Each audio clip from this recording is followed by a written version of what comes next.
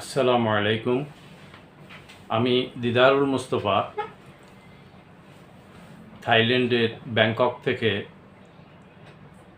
বাংলাদেশি সব ভাই বোন এবং বিদেশি প্রবাসী ভাই বোনদেরকে শুভেচ্ছা জানিয়ে শুরু করছি আজকের আলোচনা। এখানে আজকে আমার সাথে উপস্থিত আছেন ঢাকা বিশ্ববিদ্যালয়ের সাবেক অধ্যাপক আইন বিভাগের জনাব ম্যাক্স স্যার। কোটা আন্দোলন শুরু হওয়ার পর থেকে অদ্যাবধি সরকার যে নিষ্পেষণ চালিয়ে আসছে, যে নির্যাতন চালিয়ে আসছে সাধারণ জনগণ থেকে শুরু করে কোমলমতি ছাত্রছাত্রীদের উপর, সেটা এখনো থামেনি। প্রতিদিন হাজার হাজার সাধারণ মানুষ থেকে শুরু করে পেশাজীবী ছাত্রছাত্রী গ্রেফতার হচ্ছে।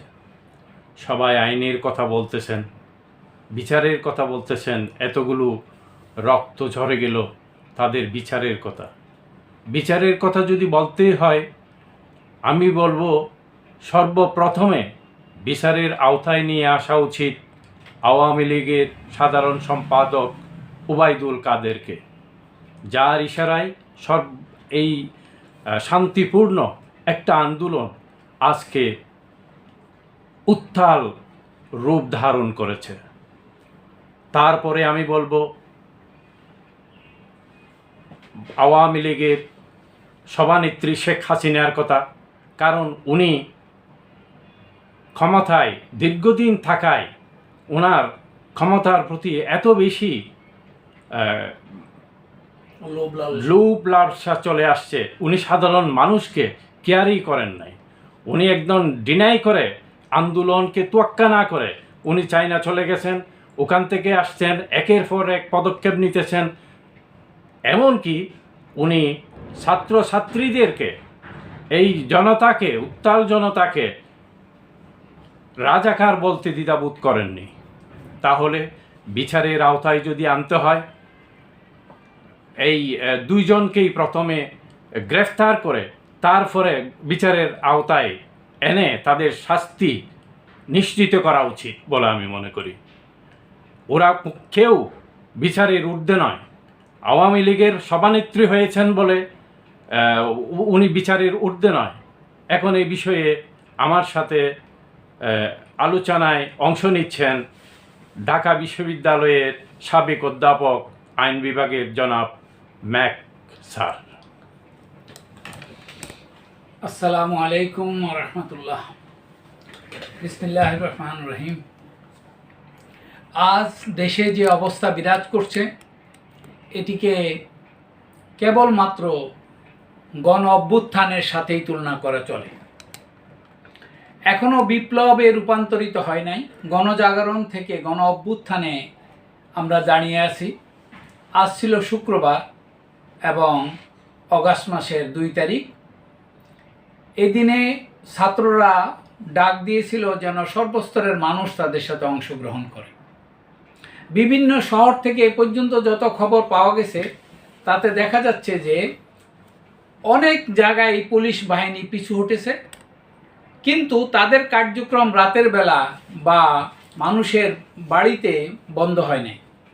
তারা মানুষকে এখনও রাস্তায় নির্বিচারে হত্যার উপর দৃষ্টি রাখলেও তারা নির্বিচারে মানুষকে গণগ্রেপ্তারের কৌশল বেছে নিয়েছে।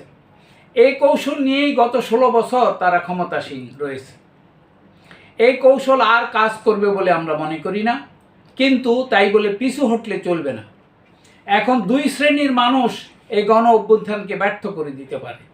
একটা হচ্ছে যারা বর্ণচোরেরা বিভিন্ন জায়গায় প্রবেশ করে, অনুপ্রবেশ করে নানা ধরনের সমস্যা সৃষ্টি করতে পারে। আবার অন্যদিকে বিদেশি শক্তিদের যোগ সাজসে এই যে গণ অভ্যুত্থানটিকে ভিন্ন খাতে প্রবাহিত করে দেশে একটা অরাজকতার সৃষ্টি করতে পারে।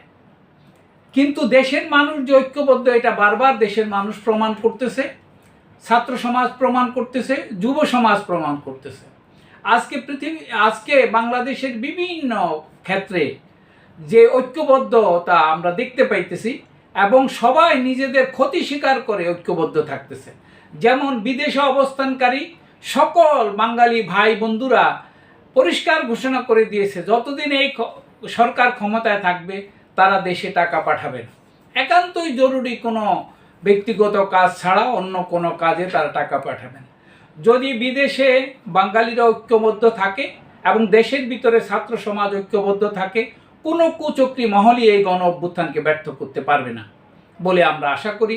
ইনশাআল্লাহ ছাত্রদের জনতার বিজয় একটা বিপ্লবোত্তর পরিস্থিতি সৃষ্টি করবে, তবেই আমাদের সমাজকে রাষ্ট্র ব্যবস্থাকে নতুনভাবে সাজানো সম্ভব হবে। অন্যথায় এই জাতি নিজের মান সম্মান নিয়ে আর বাঁচতে পারবে না।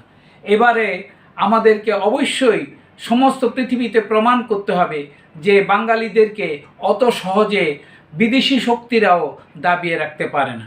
আমাদের জয় সুনিশ্চিত বলে আমরা জানি এবং আমরা বিশ্বাস করি, এবং সেই জন্য সর্বোচ্চ আত্মত্যাগ করার জন্য আমরা তৈরি আছি। শুধু আমাদেরকে লক্ষ্য রাখতে হবে কোনো কুচক্রী মহলই যাতে আমাদের ঐক্যবদ্ধ অবস্থাকে ধ্বংস করতে না পারে। আপনাদের সকলের মঙ্গল কামনা করে শেষ করছি। আসসালামু আলাইকুম।